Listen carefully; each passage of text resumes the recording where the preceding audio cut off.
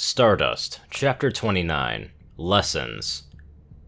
Waters of the North Atlantic quickly gaining reputation rivaling the Bermuda Triangle as several planes enter the area and disappear without a trace. When questioned, NATO spokesman neither confirmed nor denied the possibility of alien involvement.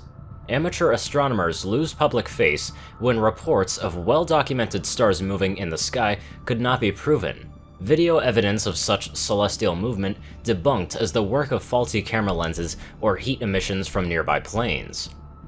8 a.m., May 15th, 2015, Mess Hall. I don't think I've ever felt this isolated, Matt mused to himself as he poked at his scrambled eggs while glancing at Lana. 1 second of eye contact was all he needed to confirm his suspicion that she felt the same. Then again, we were warned. Since Bradford's meeting with the strike team leaders, both Lana and Matt had received rather frigid treatment from the other soldiers in varying degrees. The rookies of Strike One were none the wiser, and all welcomed the unexpected return of Jenkins as back in the active lineup. Lieutenant Drzymski had already put in just a bit of professional distance from the two soldiers, even though he had already been aware of most of the earth-shaking developments.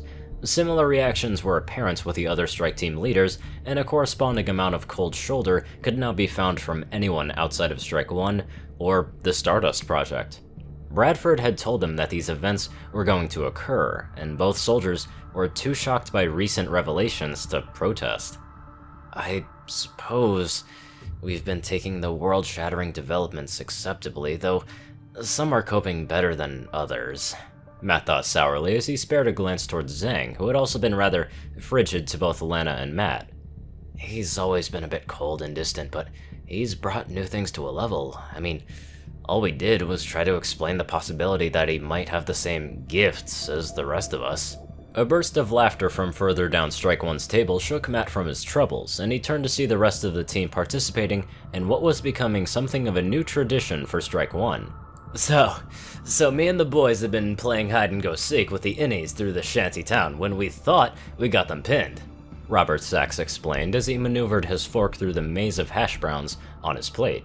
So, the lieutenant gives the orders to flush them with grenades, and we'd hose them down with bullets. A brilliant idea, right? Most of the group nodded, but Jack Finch interjected. Wait, hold on, let me guess. Things didn't go as planned. Sachs grinned sincerely, though the expression was a bit gruesome when combined with the scars on his jaw and neck.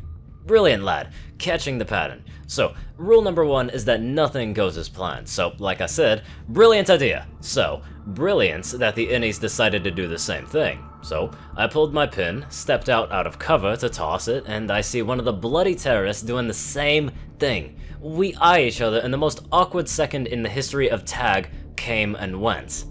So, what then? Lana asked, eager to be involved in the good mood of the group.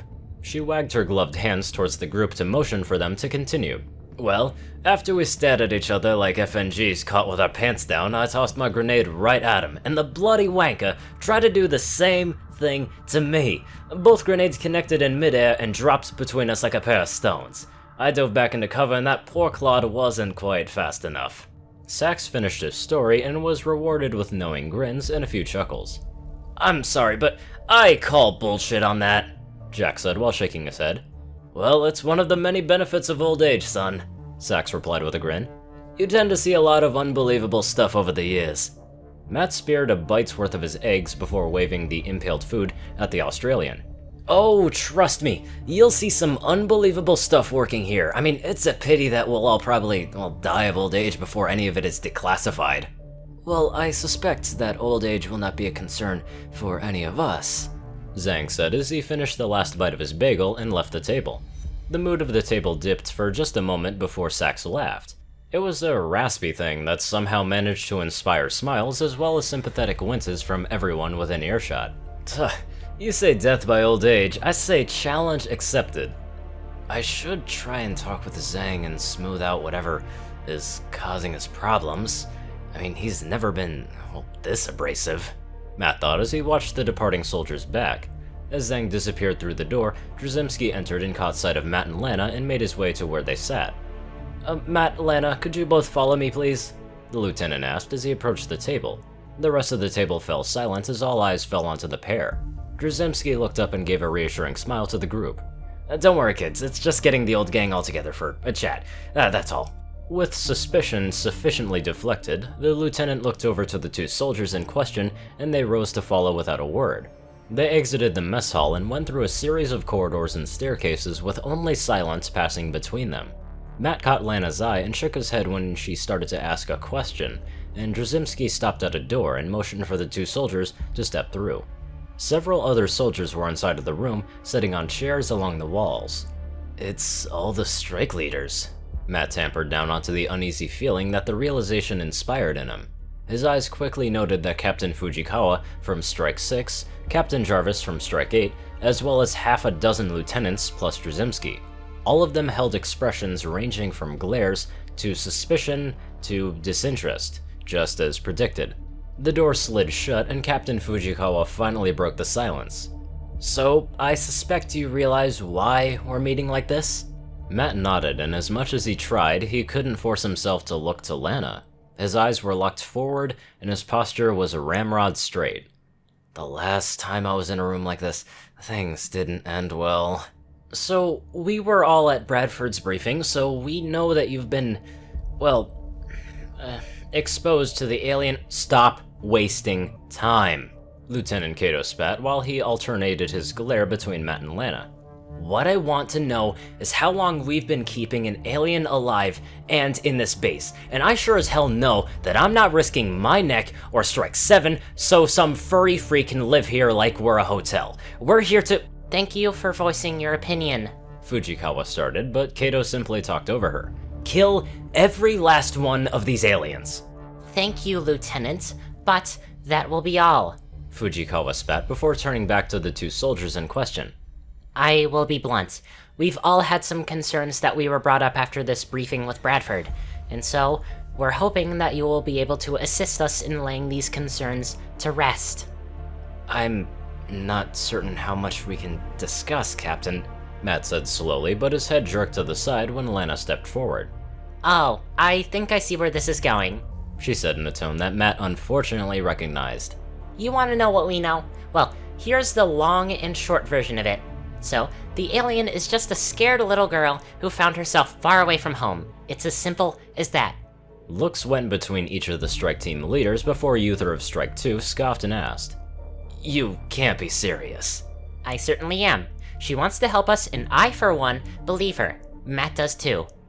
Matt aborted all attempts to get Lana's attention as all eyes simultaneously set onto him. Okay, I'm forced to agree. She's just a naive kid who loves books and learning and helping her friends. You can't be serious, White shouted. It's an alien. These things are our enemies because they are trying to kill us all. Do I need to show you the armor camera shots of one of them using the body of a child as a shield to remind you what we're up against? I'm not sure I can trust someone to watch my back that's so comfortable around an alien. Is that so? Lana ground out, and this time Matt didn't turn to look at her. She pulled off the glove from her left hand before jerking the zipper open for her jacket. In one fluid motion, she tore off her jacket and brought her prosthetic arm forward for all to see. Drzymski had been aware of the prosthetic, but this was the first time the rest of the teams had laid eyes upon it. Some recoiled while others simply stared, but the silence was universal for all of them. You all see this? This wonder of human engineering? She designed it. If it wasn't for that alien, I'd be a damned cripple for the rest of my life. You know those arc grenades that you used? Lana asked while pointing an accusatory middle finger at Weiss. She helped with those. Your shiny new lance rifles? It was her. Would one of these aliens we're fighting have helped us with any of that? A long moment of silence passed while Lana simply glared at the assembled room. Thank you, Corporal, for voicing your views, Fujikawa said diplomatically, and Matt could see Lana clench her jaw to stave off whatever response she was gonna spit. We are simply just trying to ascertain the risks of exposing our soldiers to this creature. One 5-second video clip that might have been chosen specifically to disarm any concern does little to put our minds at ease. A murmur of assent passed through the assembled leaders, though Drzymski remained silent. So, Commander Bradford described the source of your gifts as exposure to the alien, but, well, what exactly does that exposure entail? Captain Jarvis asked slowly. I'm all for any advantage we can get against the aliens, but I don't know if the troops could be persuaded to participate if such exposure is, well, uncomfortable. The last word came after a moment of hesitation and gesturing with his hands to indicate something rather unpleasant. Gentlemen, Matt said after clearing his throat, I think there's a way to satisfy your concerns adequately.